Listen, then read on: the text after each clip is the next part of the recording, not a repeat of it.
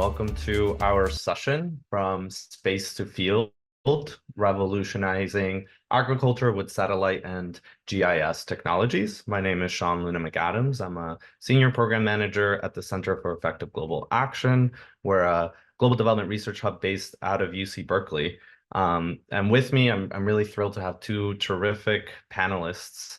I have Fiona Burlig from the University of Chicago.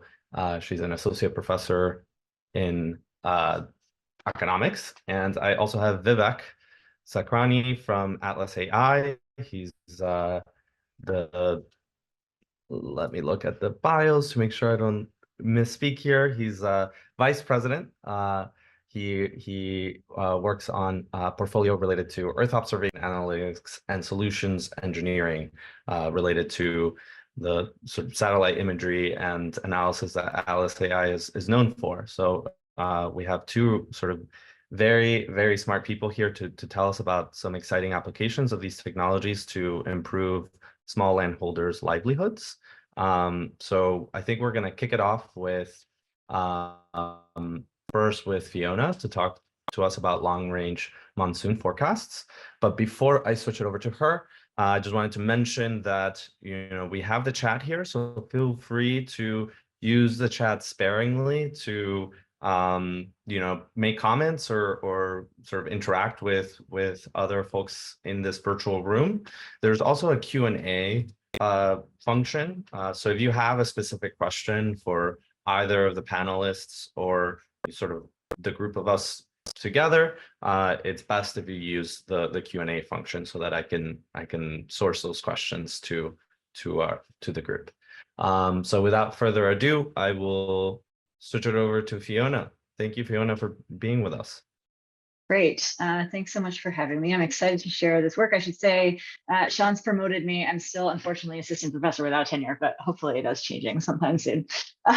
So I'm excited to share this work that's joint with a whole host of my U Chicago co-authors, thinking about how we can use long-range forecasts to assist smallholder farmers in their kind of challenges coping with climate change.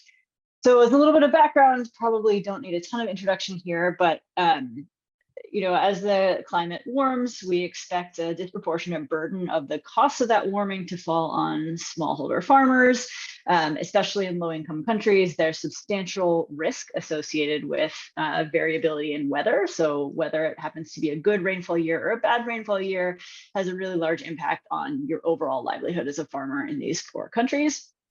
And it turns out that most of these farmers don't have access to sort of well-functioning insurance markets, meaning that they're really exposed to this form of risk. We expect those things to get worse as the climate changes. So what we need then is ways of helping farmers cope with these types of risks. It's worth pointing out that these issues are particularly important in areas of the world that are kind of driven by the sort of a monsoonal pattern. So you can think about like a wet season and a dry season. India is a quintessential example of this, with the summer monsoon playing a really large role in agriculture, but there's lots of other parts of the tropics that are also similarly affected. We're going to be thinking here about monsoon onset timing as a major driver of whether it's going to be a good season or a bad season for farmers. So there's, of course, lots of things that matter for whether your growing season is good or bad. But one piece that turns out to be particularly important in India is how long the growing season is. So if your monsoon starts early, that turns out to be associated with improved agricultural outcomes, in particular for cash crops relative to staple crops. So cotton, for example, does much better in a good monsoon year than a bad monsoon year, where good and bad here are long versus short. And not only does cotton do better, but cotton does disproportionately better than paddy rice in longer years. So when the monsoon starts, turns out to be a really important determinant of how good your season is going to be. We're going to be thinking about a new tool for helping farmers to cope with agricultural risk, which are going to be long-range monsoon forecasts. So what do these things do? They provide information about when the monsoon is going to arrive, about 4 to 6 weeks in advance. And what's nice about that is it provides information about the entire growing season. So this is not the thing that you have on your weather app on your phone that says tomorrow you should bring an umbrella, yes or no. This is something about, is this full year going to be conducive to growing cash crops or not? This has the potential, we think, to be really transformative in low-income farming contexts, because farmers at the outset have inaccurate beliefs about when the monsoon is going to start this year. That's basically because it's a really hard problem. You're sitting on the ground, you don't have access to a lot of information, and you're trying to make a guess about something that's actually being driven by a complicated physics process. But at the same time, that piece of information, when the monsoon is going to start, is super, super important to the outcome of your farming season. One thing that's also potentially nice here is that the delivery of forecasts can be done in a really low cost way. I'll talk a little bit more about this towards the end, but you can imagine sending forecasts out en masse via SMSs. So you don't need a lot of like in-person engagement to do this. But at the same time, this kind of information about the full season potentially enables farmers to make really large changes to their agricultural behavior. So I'm in the University of Chicago. The classic Chicago question when you introduce a new technology is like, sounds great. Why haven't we been doing this already? So it turns out that we have been doing this already a little bit, except that the existing options are not very good. So the kind of canonical forecast that's being used by farmers today is produced by the Indian Meteorological Department. The monsoon onset forecast that they provide is basically only useful over Kerala, the southern tip of the country where the monsoon first arrives. But when the monsoon shows up in Kerala is not very highly correlated with when it shows up in the growing regions, the other parts of the country that are further to the north. The other thing that's sort of not so ideal about this existing forecast is that it's issued only 2 weeks in advance of the monsoon arriving. And so that gives farmers less time to go ahead and make changes to their growing behavior. And what kind of changes might you need a good long lead time for? Things like ordering different types of seeds or hiring labor or potentially renting out or not renting out your plots are things you want to make decisions over a little bit longer in advance. The other thing that the IMD also produces is a forecast of rainfall quantity. So not when is the monsoon going to start, but how much rain is going to arrive during the season. Turns out that's actually uncorrelated with actual rainfall over the historical record. And so that's also maybe not so useful for farmers. So what we're going to do instead is take advantage of some new physics and new climate science that have been recently developed by a research team at the Potsdam Institute for Climate Research, PIC. And what they're going to produce is a monsoon onset forecast that's useful over agricultural regions. Here we're going to be thinking specifically about Telangana. This forecast is highly accurate, so it tells farmers the monsoon is going to arrive on date X, plus or minus 4 or 5 day window. And that's been correct 10 out of the last 10 years. And this has the advantage of being able to be issued around 40 days in advance. So farmers get this nice long lead time. You might wonder, okay, as the climate is starting to change, does that make these forecasts sort of work less well? We think the answer to that is no. These forecasts are going to continue to be effective under a warming climate because even though the underlying sort of parameters of the distribution, if you want, are changing, the sort of main physics is staying basically stable. And so we can feed new parameters into the model, but the forecast is still going to do essentially as well as the climate changes. So that's encouraging, thinking about using this as a technology to help farmers adapt with an increasingly variable climate. Okay, so just before I show you some data on what actually happens when we provide these forecasts to farmers, it's important to think about what might we expect to happen. Okay, so what I'm showing you here is projected or like expected treatment effects, comparing a farmer who gets a forecast to a farmer who does not get a forecast. But what we're going to show is that this set of treatment effects is going to vary by what farmers believe. Okay, so what's the intuition here? Suppose that I'm somebody who is very optimistic. I live in this blue area and I think it's going to be a very long season. So my prior belief is that the monsoon is going to arrive very early. If you then give me a forecast that says, well, actually, the monsoon is going to be average, what I should do is update my beliefs in a way, oh, the season is worse than I thought because I was really optimistic before. I've been corrected that it's now an average season, and so I'll do less farming, okay? The guys who are sitting over here in the green area, these are the people who are, to begin with, overly pessimistic. I'm sitting here thinking, oh, it's going to be a terrible season. It's going to be a really short growing season. I'm only going to be able to grow rice. Well, now you tell me, hey, it's actually going to be an average season. So the season is better than I thought. That's what I learned from the forecast. And so I'll actually do more farming. So we should expect this pattern of farmers that have kind of overly optimistic beliefs will do less in response to the forecast. Farmers who have overly pessimistic beliefs will do more in response to the forecast. And so we want to be looking for that when we go and take this to the actual data. Okay, so how do we then evaluate the impacts of providing these forecasts to farmers?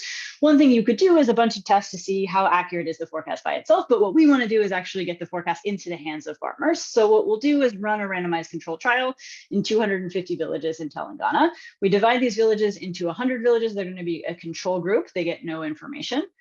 100 villages that get the forecast itself, and then kind of a benchmark group of 50 villages that we're going to provide with a monsoon onset index insurance product.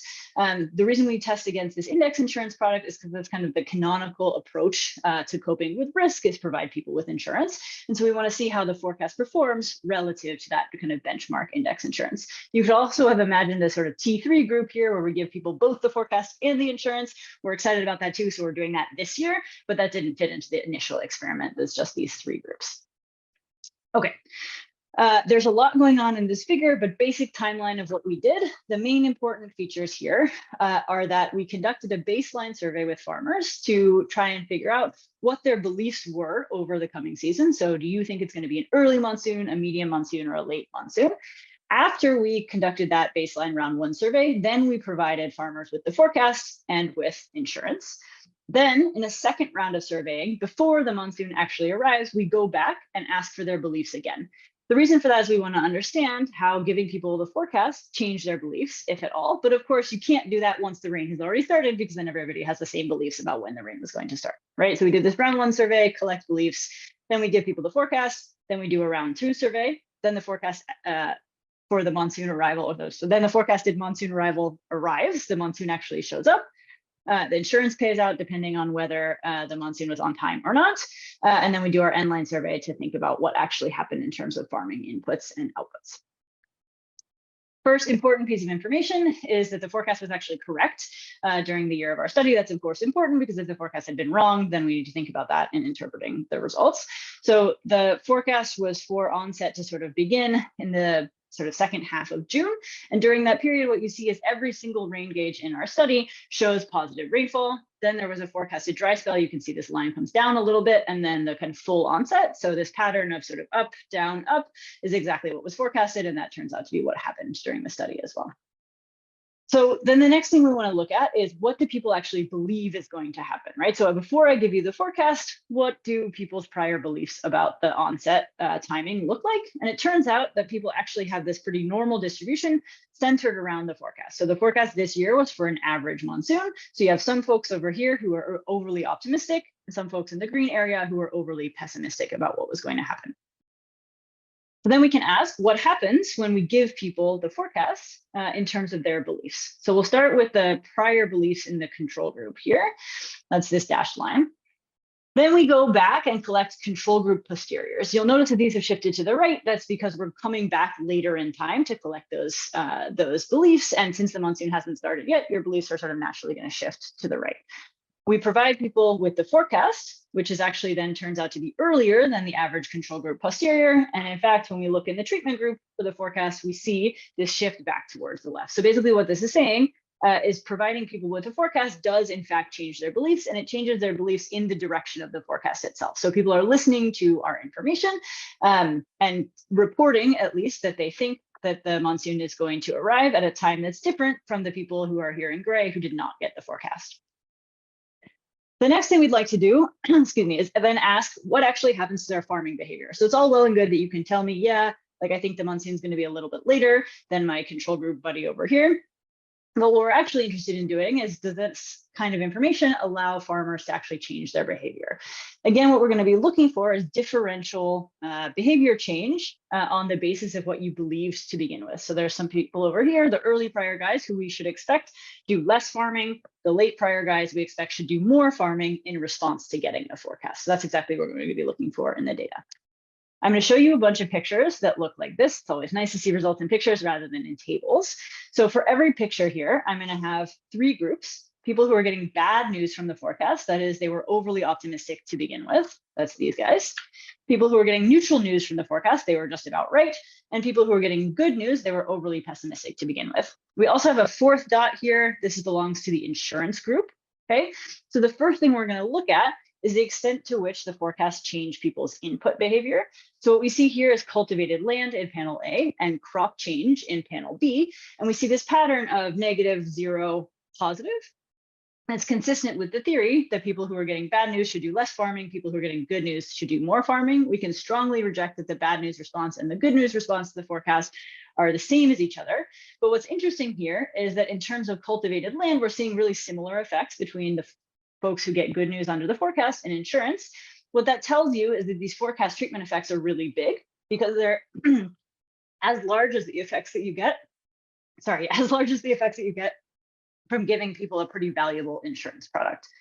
On the other hand, when we're looking at changing crop, here's where we start to see some evidence that the mechanism through which the forecast works versus through which insurance works are a little bit different. So again, we get this sort of negative, neutral, positive pattern in terms of the forecast. People who are getting good news are more likely to change their crop, and in particular, they're more likely to start engaging in cash cropping, whereas we don't really see that for the insurance group, and that's because insurance doesn't give you more information, but it just gives you a backstop in case things fail. So the forecast allows you to tailor what you're doing to the coming season, whereas the insurance just gives you protection against risk in general. The next thing we can ask is sort of about total investments. So this is all spending on things like labor, fertilizer, seeds, irrigation, et cetera, et cetera. And here again, we see, at least this is a little bit noisy, but sort of some negative effects on expenditures among the bad news group, but really large positive effects on the good news group.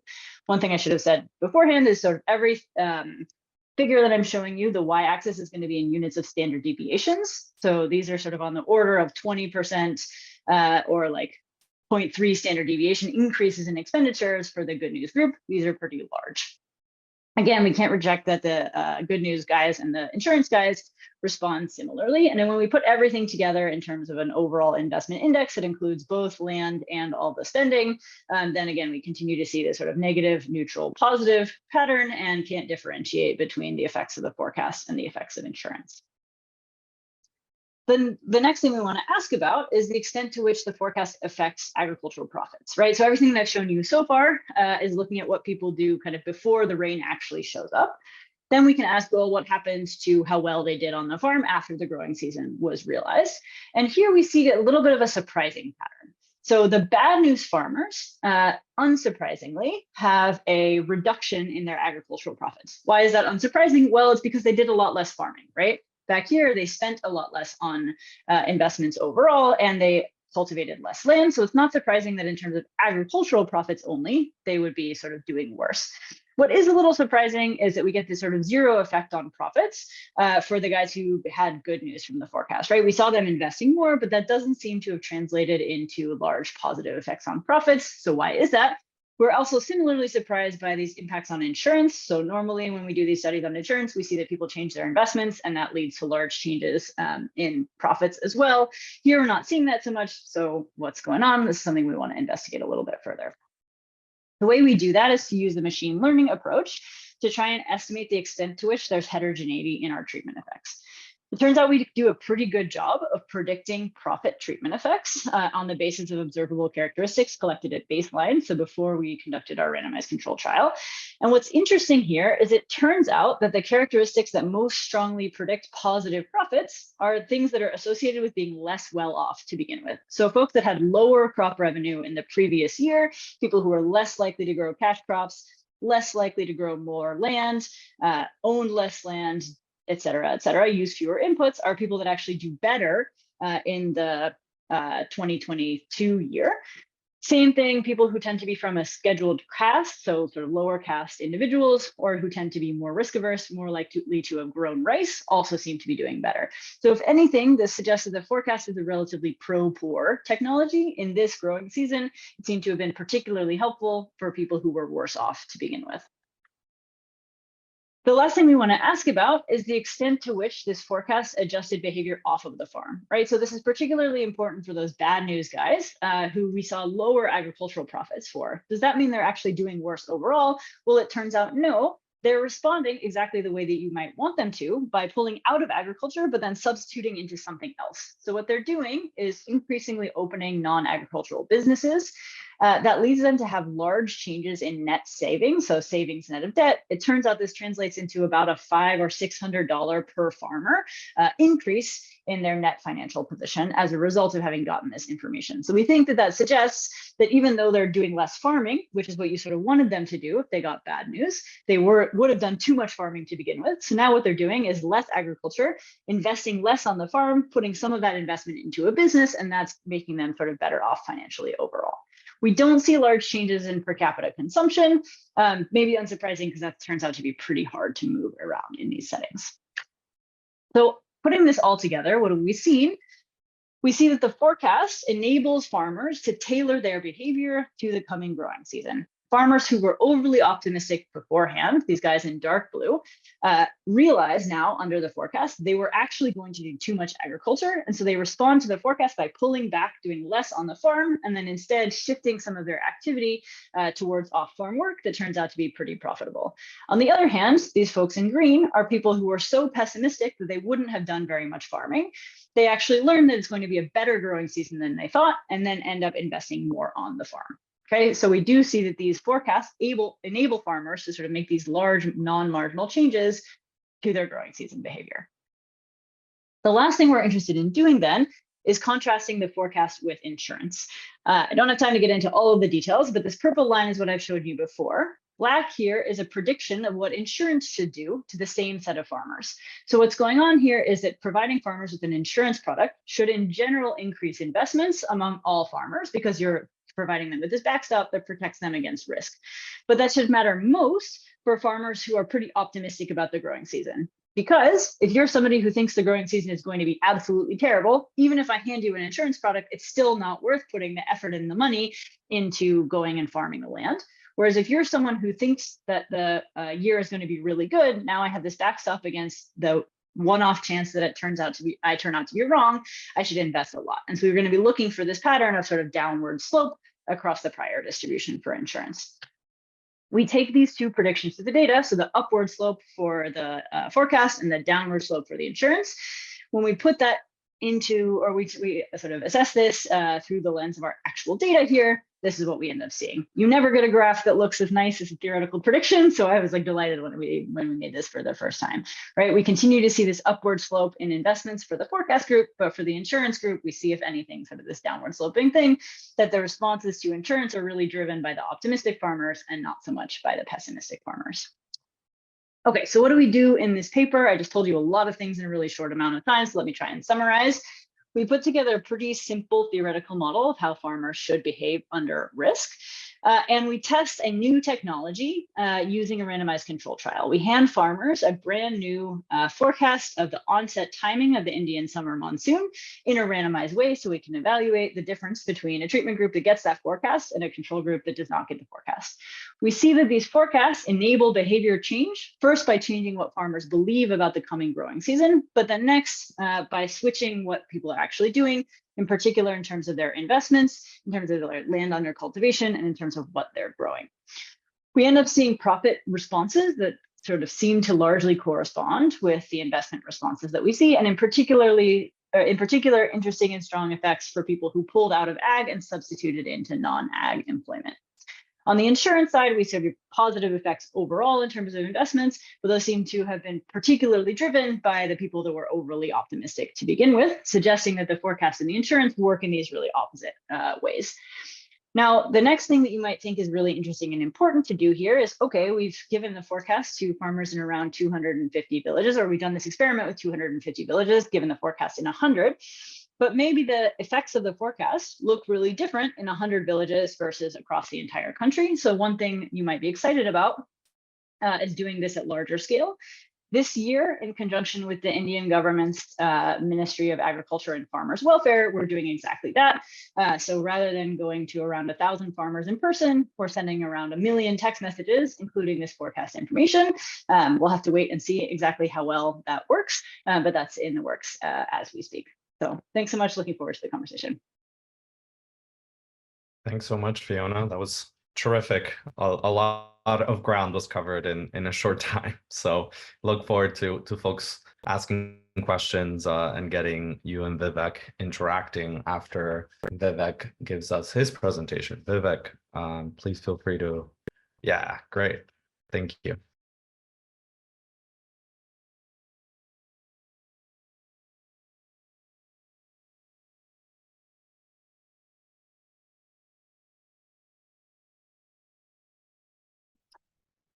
Okay, let me just make sure it's coming through.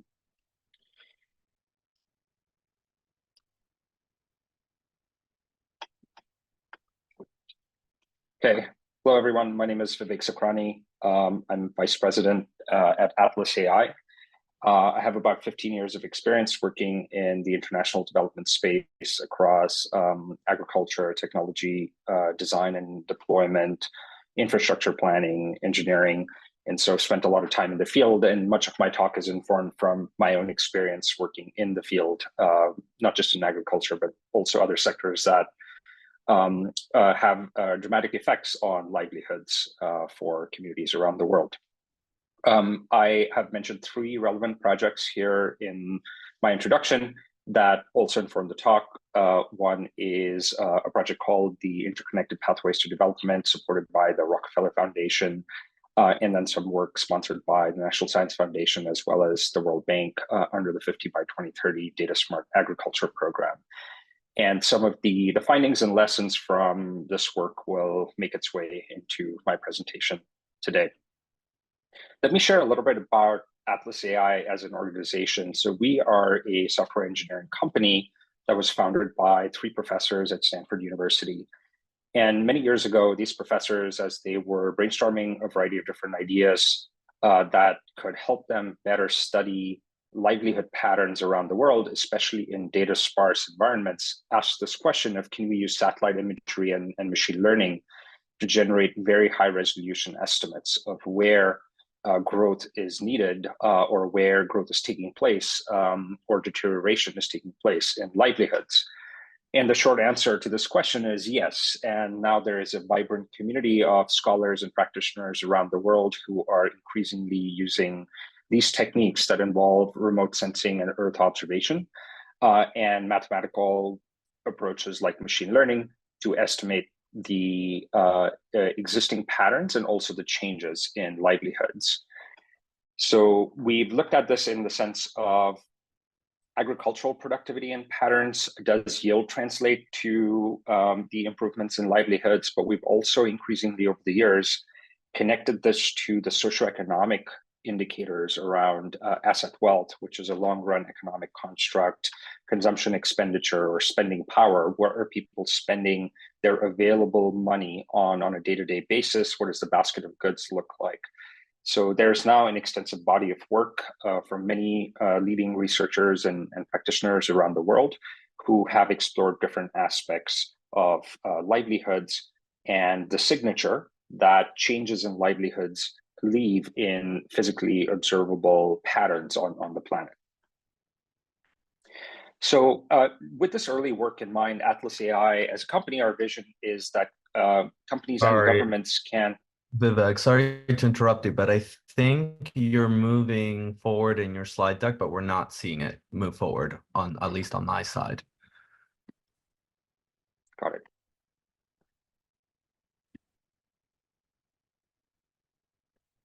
It wouldn't be a Zoom session if there wasn't some friction on the screen sharing, right? Right. How about now? Is it working?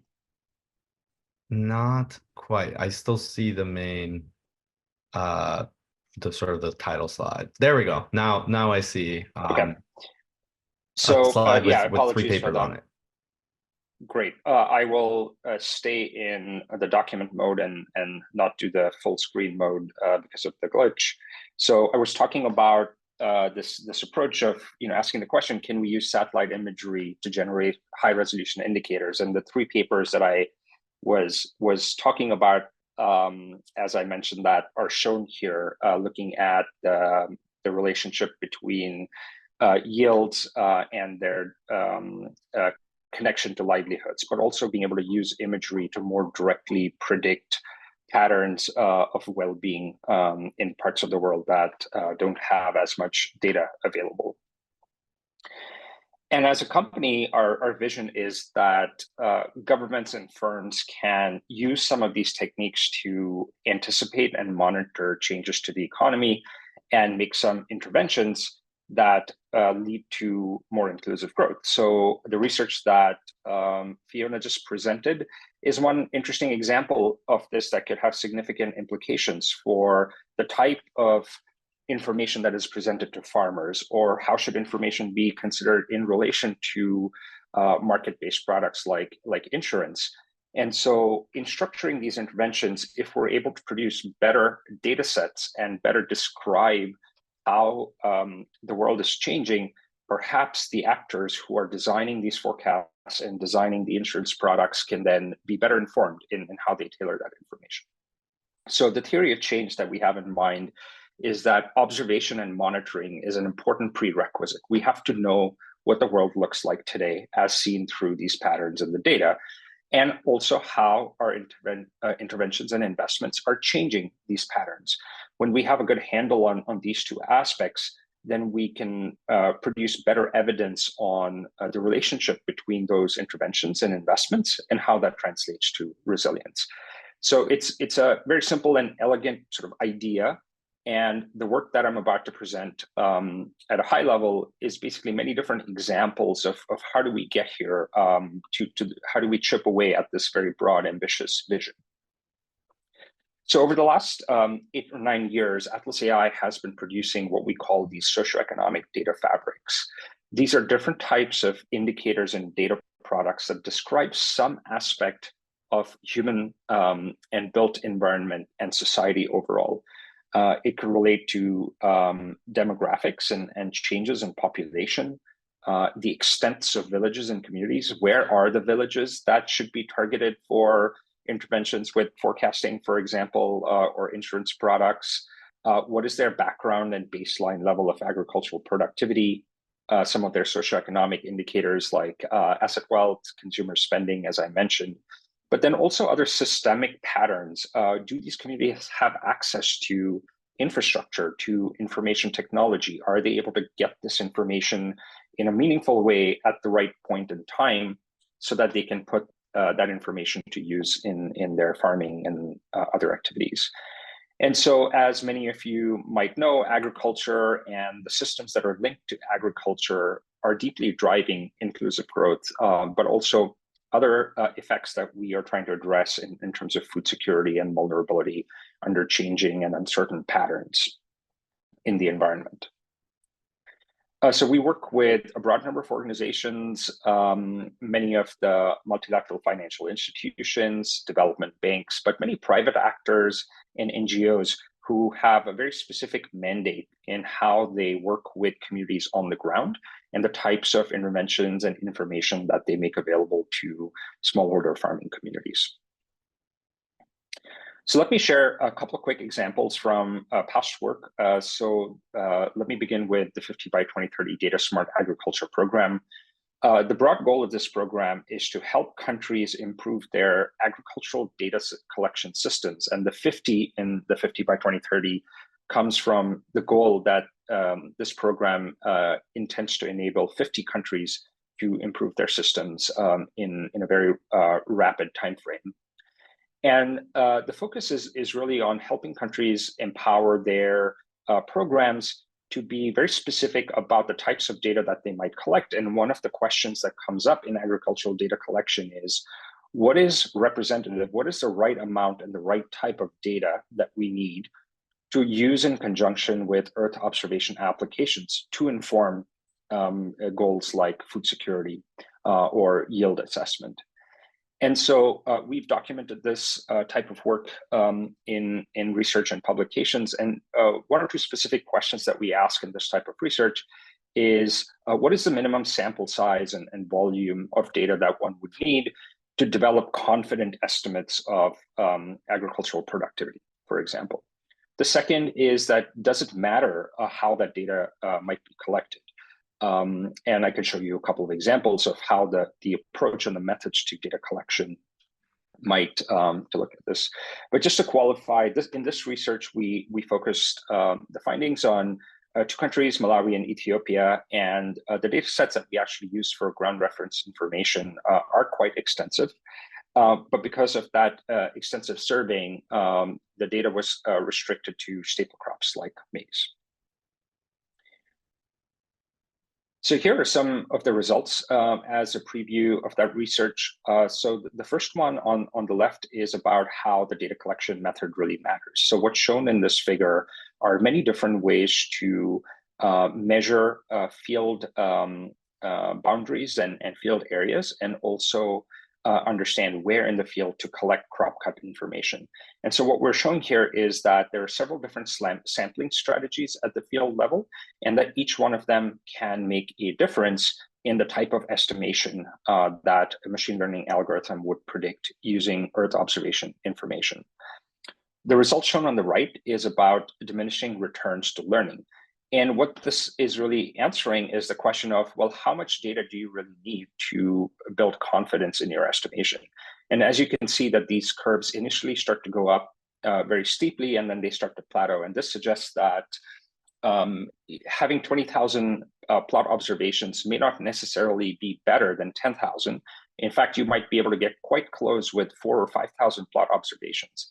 And so for policymakers and practitioners, this could be an important resource allocation question of how much data that they should spend money on or allocate resources to collecting to be able to develop these types of productivity measurements. And switching to another effort supported by the Rockefeller Foundation in conjunction with a consortium of universities and Atlas AI.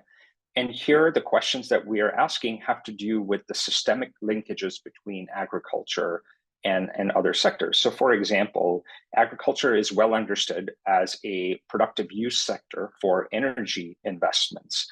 So here the logic is that by investing in energy and directing those energy flows to productive use applications in sectors like agriculture, we can connect the dots and translate those gains into well-being improvements.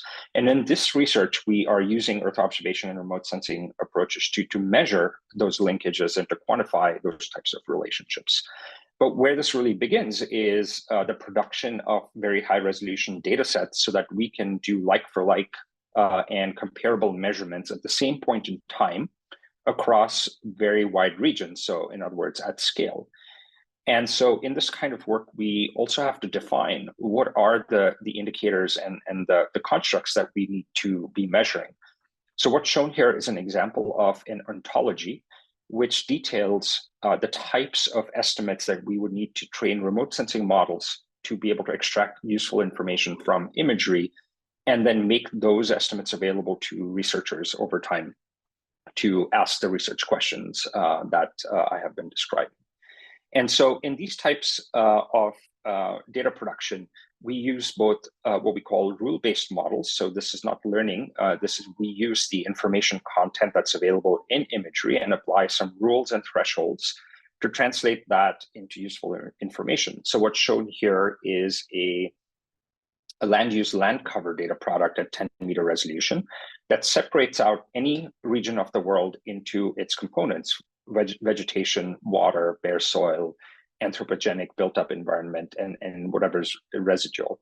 So this can provide a good basis or a platform on which we can produce more detailed estimates, for example, socioeconomic indicators, or the density of built environment, or the degree of informal or formal built environment, as examples. So this is an example of our Atlas of Human Settlements, which delineates at very high resolution the densification of built environment. And what's shown here in this image are all of the small structures like households, but then also large structures like warehouses, light manufacturing units. You can also see traces of the road network and other infrastructure. So these data products provide very useful background information to understand the rate of change in society in parts of the world where we don't have as much of an ability to go conduct field measurements all the time. Let me switch to two quick other types of applications. So here, the point I'd like to make is that those data products are produced upstream, but then we're also able to connect those to downstream models. So what's shown here is a predictive model for agricultural mechanization in working with our partner Hello Tractor in countries like Kenya and Nigeria. And here what we're doing is taking that same type of forecasting ability that Fiona talked about, but now thinking about how does weather influence the field work patterns. So when do farmers actually decide to start plowing or to start harvesting? And if we're able to predict where farming equipment could be needed at a particular point in time in the country, what the partner like Hello Tractor could do is mobilize that equipment and create incentives for farmers to benefit from the available mechanization that's available in their communities. And in this case, we work very closely with the partner to use their field operations data to make sure that the model is ground validated and referenced and is operational so that this can be used year-round or an ongoing basis across the entire growing season, for example, in a relevant agroecological zone. This is a different example of connecting those estimates of socioeconomic well-being into default risk for other types of applications. So working with an energy partner that provides small household appliances, here we were able to estimate that many of the communities that sign up for these appliances are dependent on agriculture for their incomes and livelihoods, and their ability to pay back for the types of goods and services that they're consuming depends on the agricultural productivity. And so by estimating agricultural productivity or predicting yield and thinking about systemic effects due to climate, we're also able to understand the downstream effects in other economic sectors as a result of this work. The final example I'll share here is the impacts on nutrition. So what's shown here is our high resolution estimation for the likelihood of where zero-dose children might be located. So this is a public health construct in which we would like to understand where there are vulnerable children who may have never received vaccines or nutritional supplements to guard against risks of disease and to reduce their mortality risk. And by using some of those upstream Earth observation data products and the midstream models, we're also able to predict now with increasing confidence where we might expect to find the most vulnerable populations that are particularly vulnerable or at risk of, say, nutritional deficiencies or vaccine deficiencies, as an example. So what I've shown is several different examples of how we go all the way from Earth observation data, so the images, building data products, and then connecting that to a variety of applications across different sectors that help us understand how livelihoods cascade and are linked through the entire economy. And so just a couple comments on the role of ground data in this case. So here, this all does begin with good measurements of effects on the ground. So this is a very important aspect. We can do a lot without it, but this really enriches our models and capabilities. And so when we use a combination of rule-based approaches, where we're working directly with the images and the information content of the sensors, that really buys us a lot. And then when we're able to augment that with field measurements, that helps us to take the estimation to the next level.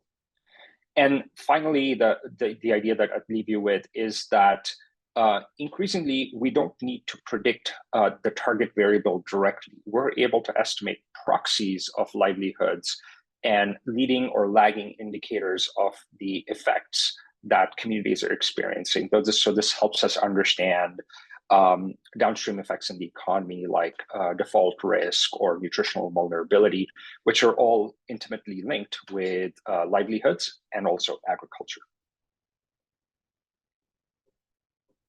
So I'll pause here and hand it back to Sean and look forward to questions. Thanks.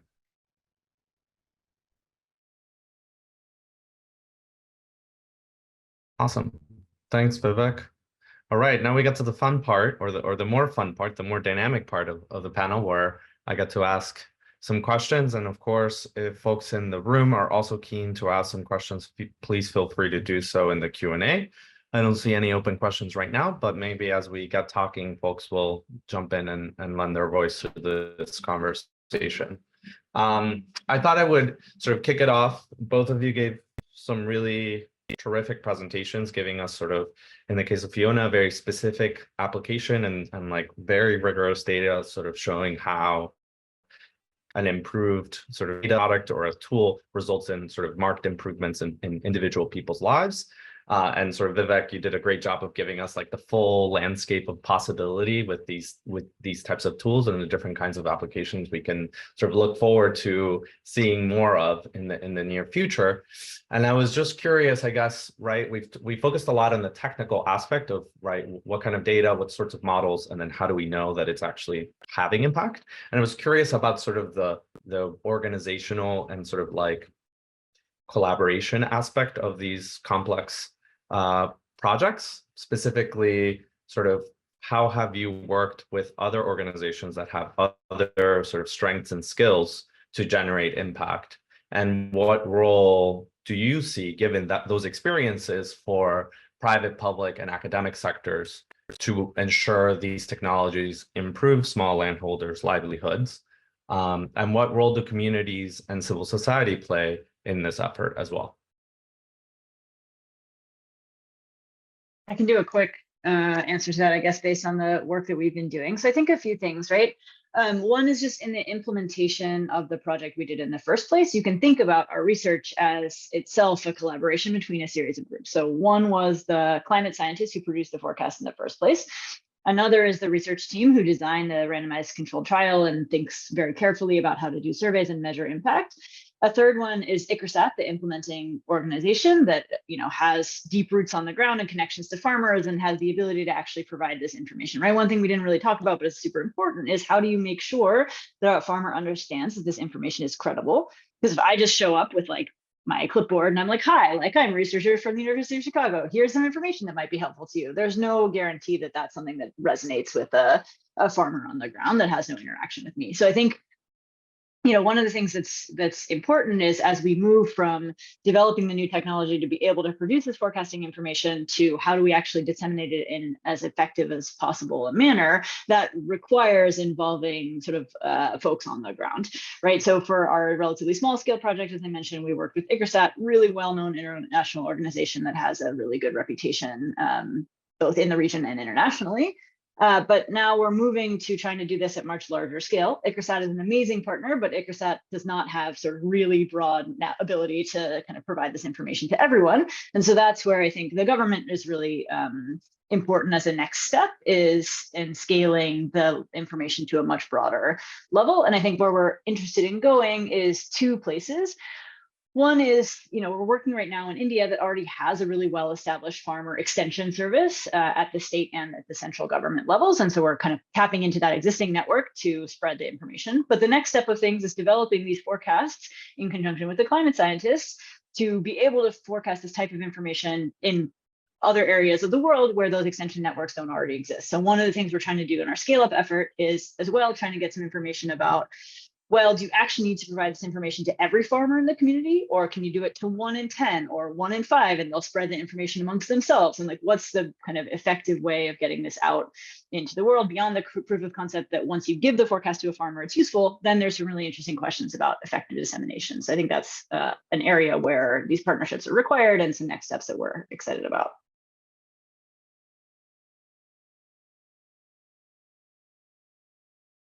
Awesome, thanks. Yeah, I'm keen to get Vivek's 2 cents on this, and then I'll follow up with some additional questions because you touched on a lot of interesting things, Fiona. Yeah, so all of this work that I've presented today and much of what's occurring in the community is based on partnerships, and to the extent that these types of efforts have shown success and moved the needle on improving livelihoods, it's largely thanks to the partnership by design approach of these programs. So let me use a few examples to explain what I mean by that. So in being able to build these remote sensing-based data products, I described how having field samples is really, really important. But the way those field samples are collected, they're collected by partners on the ground as part of their day-to-day operations. There are entities like the World Bank's Living Standards Measurements Group, other global organizations who come together to work with policymakers and make not just the case for the knowledge, but also find the resources to invest in these types of programs systematically.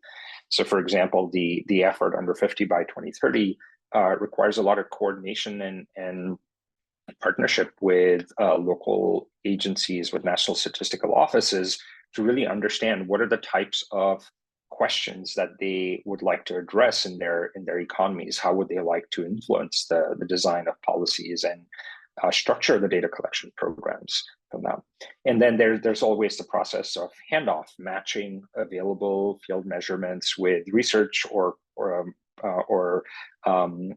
private sector organizations like ATAI, who have a specific skill set and a subject matter expertise and can return something of value by working with those data sets as well.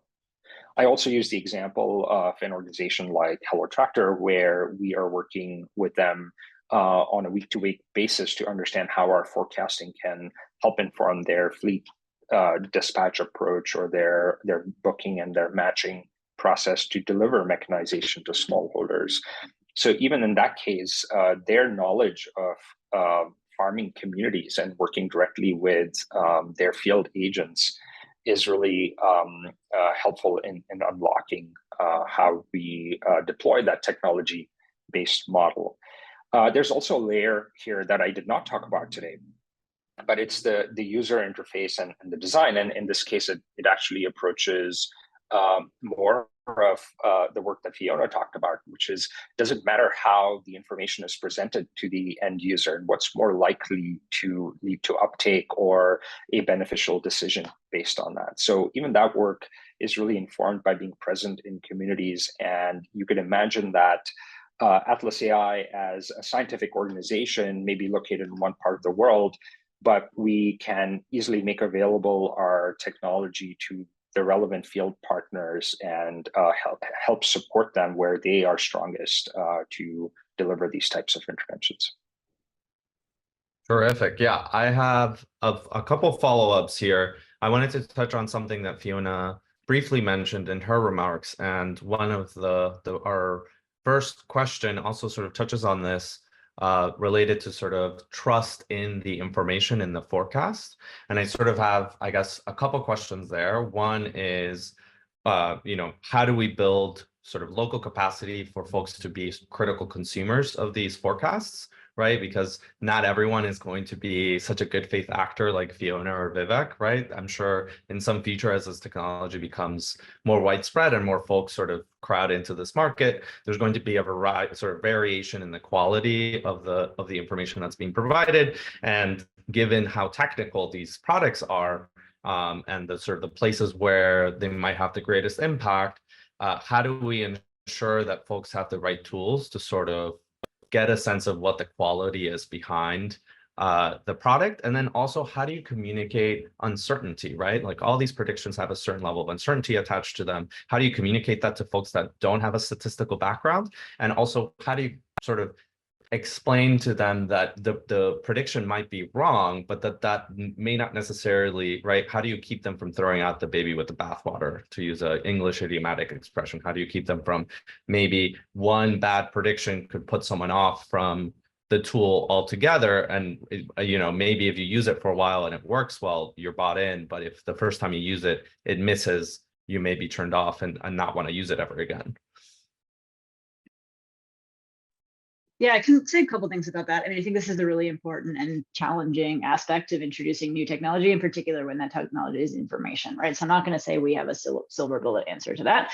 We've, as part of the larger scale version of this we're doing this year, one of the things we did was conduct a series of focus groups with farmers, and we're interested in what way they wanted the information to be displayed. One thing that came out of that very strongly is farmers wanted accuracy statements. So in the scaled up version, what we said is sort of, over the last 10 years, this forecast has been correct, N times. And that was something they were particularly interested in. So I think one piece of that is sort of not underestimating farmers' own ability to interpret that information. I think, another piece of this is, this comes back to our earlier discussion about partners, right? So one way of ensuring trust in this type of information is making sure it comes from an existing trusted source. And so if you can make sure that there are, agricultural extension agents that are well known by the community, or the government that's well known by the community, and ideally trusted, that's not going to be true always, right? But in places where it is, coming with this kind of, no, this actually has been vetted by people who know what they're talking about. But I think at the same time, one way of increasing the trust in information is providing farmers with some data on is it actually accurate or not. So when we went and did this initial forecasting project, what we did is we told farmers, here's the date, this has this plus or minus range, and within the last n years, this has fallen within this range, n times. So that's a piece of information we gave the farmers. We did that both verbally, as well as showed everyone like a little infographic that had a time series of the accuracy of the information. And that seemed like something that farmers were interested in seeing as well. So I think there are ways to convey this information that doesn't necessarily need to be like probability 0.5, because like we're terrible at interpreting that. But that sort of assumes some competency among the farmers. Like they do understand that these pieces of information aren't perfect. They've oftentimes had some exposure to previous forecasts that weren't perfect. So, it's not a surprise, I think, that there's some uncertainty with this information. So I would say, laying cards on the table is the best way to ensure trust and credibility.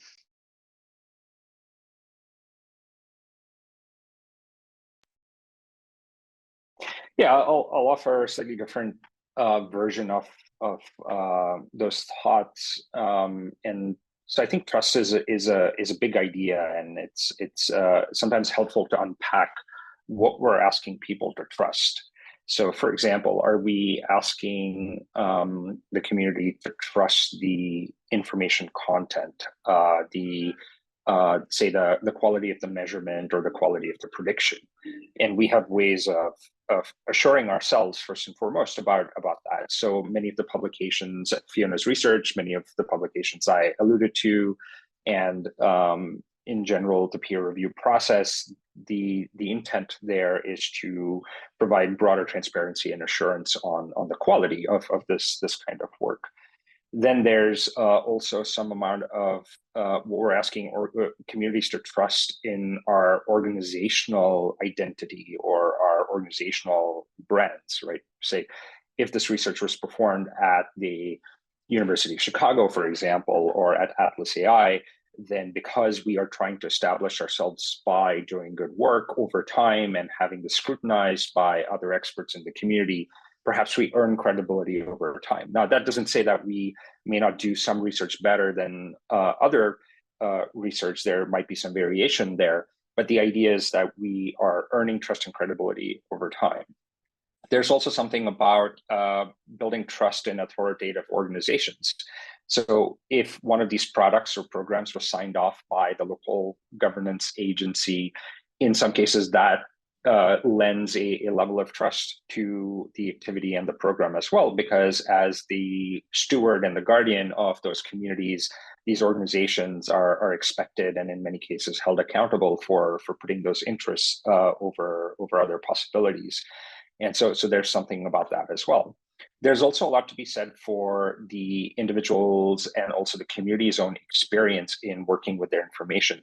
Ultimately, if they find that it's making their lives better and that's the kind of change they want to see in their own lives, that can outweigh many of the other examples of trust and transparency, right? So that the focus group approach or the user design exercises are also all very valuable. And so it can sometimes be helpful to sort of unpack the chain of trust and what exactly are we asking for in that process.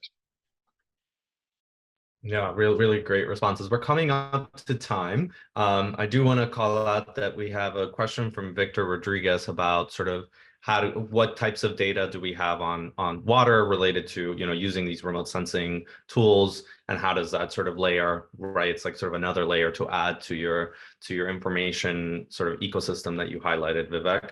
Unfortunately, we won't have time to answer that question in the next 2 minutes, but it's a good one to sort of think about. I think one of the things I was hoping we would get to discuss is sort of like, how does this sort of travel to other types of adverse weather events, and how can we bring other kinds of data to tackle different kinds of challenges that communities are facing, and sort of as you laid out really nicely in your theory of change, Vivek, like arm people with the right information at the right time so that they can make better decisions.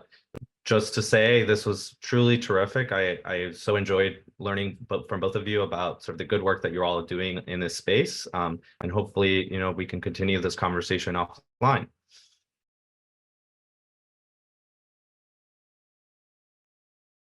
Thank you, Sean. Thank you, Fiona. Yeah, thanks so much. This is fun. See you all. Take care.